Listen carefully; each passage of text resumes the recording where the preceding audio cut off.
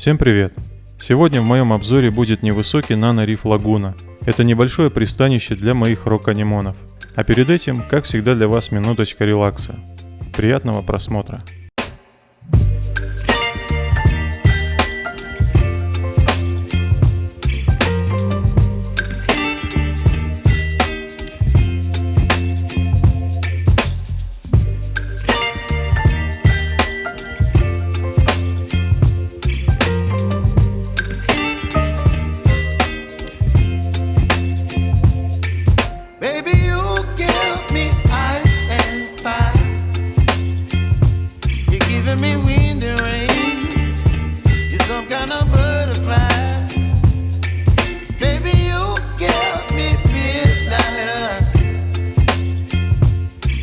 My appetite, don't leave me here high and dry.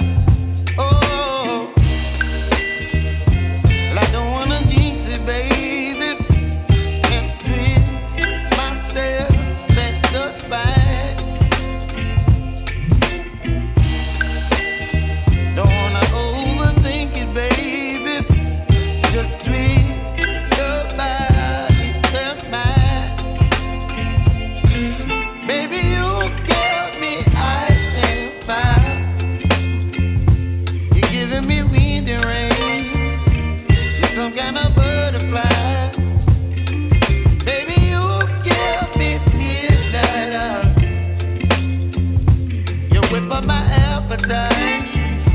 Don't leave me here high and dry.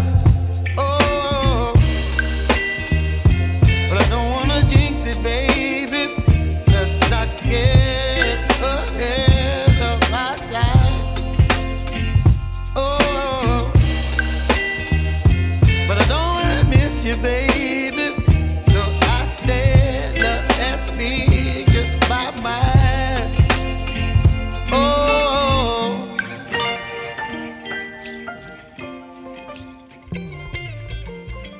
Прежде чем начать, хотелось бы обратиться к зрителям без опыта в морской аквариумистике. Если вдруг случится так, что после просмотра вы вдохновитесь завести морской аквариум, не делайте как я. То, что я делаю, это исключительно мое видение и занятие, где я могу найти творческую отдушину от повседневной суеты. Я уже говорил об этом в предыдущих видео, что для первого моря идеальный вариант средний аквариум как минимум с задним сампом. Пусть первый запуск будет, так скажем, стандартным, с живыми камнями, с тестами, от простых кораллов к сложным, чтобы вы набрались опыта. Читайте, спрашивайте у опытных аквариумистов, чтобы это недешевое хобби приносило вам только радость. А уже после первого успешного запуска можете делать нечто креативное. Самое главное, что вы уже будете понимать, что вы делаете, и сопоставлять все плюсы и минусы ваших идей. Итак, начнем. В невысоких аквариумах для меня всегда была некая прелесть. Я это подметил, когда у меня еще была невысокая видовая баночка с ракушковыми цихлидами. И я уже давно вынашивал идею реализовать нечто похожее с морским аквариумом. Размеры аквариума 60 на 30 и высотой 25 см. Объем 45 литров. Стекло OptiWhite толщиной 6 мм. Декорация. Именно такую декорацию, которую я изначально спланировал, не получилось бы сделать из СРК или живых камней. Поэтому я решил слепить ее из раствора цемента и коралловой крошки. Для того, чтобы придать декорации форму, я сделал заготовку для основания из склеенных между собой кусков пеноплекса. Цемент я покупал пару лет назад и уже точно не помню, как он называется. Турецкий белый цемент М500 или М600, но самая важная характеристика, которая должна быть у цемента, D0. Это означает, что цемент без добавок. Как я делаю раствор? Коралловая крошка средней фракции и самой мелкой фракции для относительной вязкости. Песок я тщательно промываю и сливаю всю воду, которую только возможно. И остается просто влажный песок. И в этот песок добавляю цемент примерно 1 к 1 или 1 к 2, чтобы получилась примерно вот такая консистенция. С раствором очень трудно работать, потому что он расползается. Поэтому лепку декорации я разделил на несколько этапов. Сначала ждал, пока один слой схватится, чтобы можно было перевернуть ее и придавать дальнейшую форму. Также часто спрашивают, будет ли фонить чем-нибудь такая декорация и могут ли быть какие-то негативные последствия. У меня уже был опыт использования такой декорации в другом аквариуме, и я не заметил, чтобы это как-то плохо отразилось на кораллах. Но с другой стороны, кораллы у меня самые живучие, поэтому делать кому-то так же я бы советовать не стал. Я делаю это на свой страх и риск. Хотя, если из такого раствора делать домики для роканемонов или плашки для кораллов, думаю, ничего плохого для аквариума в целом не будет.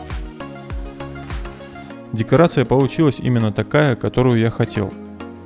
Почему именно такая форма?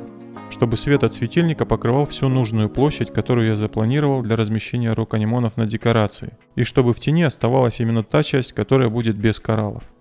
На верхнюю часть я слепил съемную площадку для воздушной телансии. Следующим этапом была заливка столешницы из ЛДСП размером 60 на 80 в технике резинарт из эпоксидной смолы. Чтобы морские волны из эпоксидной смолы получались объемными, заливал их в 3 слоя. Для этого необходимо было выжидать время застывания эпоксидки, поэтому подготовка и заливка заняла несколько дней. Видео заливки есть на моем канале. Сейчас в верхнем правом углу появится подсказка, если интересно, можете посмотреть. Основание под столешницу из металлокаркаса тоже непривычно. Конечно, можно было полностью обшить тумбу из ЛДСП и было бы больше места для хранения всякого хлама. Но учитывая, что комната, в которой аквариум очень маленькая, тумба 60 на 80 смотрелась бы очень громоздко. А из-за того, что большая часть тумбы открыта, она визуально не крадет столько места в маленьком пространстве и более-менее выглядит гармонично. Как происходил запуск? Пока я неспешно делал каркас и столешницу, все это время декорация и песок отмокали в новом аквариуме. Когда все уже было готово и стояло на своих местах, я убрал декорацию из аквариума, слил всю воду и поместил живую декорацию из другого аквариума. Она обеспечивала фильтрацию и давала новую жизнь банке. Первым делом мне необходимо было оживить песок и следом поместить новые декорации. Через пару месяцев я увидел, что песок готов, оседает детрит, копаются черви и букашки. Поместил новые декорации, которые тоже со временем оживились, а старую вернул на место. Из оборудования только помпа течения и автодолив. Кораллы все простые, из населения анемоновый краб и синелапый рак-отшельник. Специально запустил несколько мезит в этот аквариум, которых мне выловил коллега по хобби из своего аквариума. Давно я их искал, очень мне нравится, как эти микрокреветки носятся по декорации. Они уже прилично размножились и будет их еще больше, так как охотиться на них некому, рыб в аквариуме нет. По возможности подкармливаю через день замороженной артемией роканемон. Подмены делаю один раз в неделю по 10 литров. Есть один минус этой столешницы, который я заметил только после запуска аквариума. Когда светильник высоко над аквариумом, все, что светильник освещает на столешнице, будет отражаться на смотровом стекле, и это немного мешает.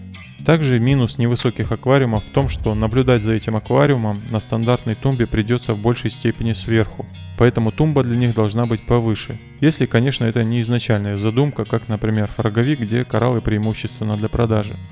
Почему я сделал именно такой аквариум, я, наверное, расскажу уже в следующем видео, в котором я планирую рассказать о размножении роканемонов. В последнее время очень много вопросов получаю именно на эту тему. Этот аквариум экспериментальный, и я хочу проверить возможность размножения роканемонов в таких условиях. Эти анемоны еще с первого выводка, думаю, что они уже половозрелые. Но их родителей я беспокоить не стал, они сидят в другом аквариуме. Ну а на этом, пожалуй, все. Также я буду рад вас видеть на своем телеграм-канале, где вы можете поделиться своим опытом. Ссылку оставлю в описании.